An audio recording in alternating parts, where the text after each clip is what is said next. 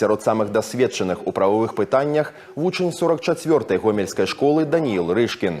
З дзяцінства хлопец марыў пайсці па кроках бацькі і стаць юрыстам. Самыя улюбёныя кірункі ведаў – правазнаўства і пракуратура. Даниил упэўнены, што для яго удзел у Алімпіядзе выдатны шанс заявіць пра сябе.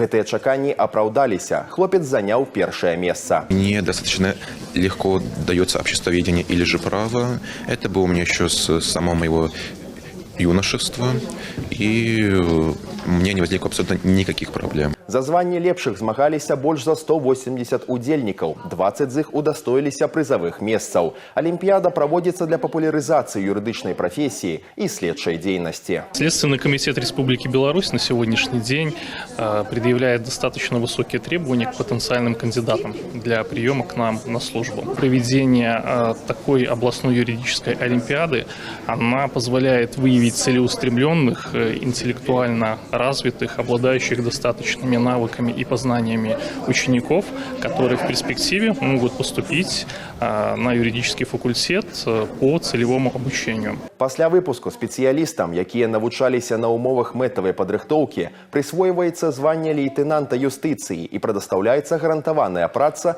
ў следчых падраздзяленнях Гомельскай вобласці.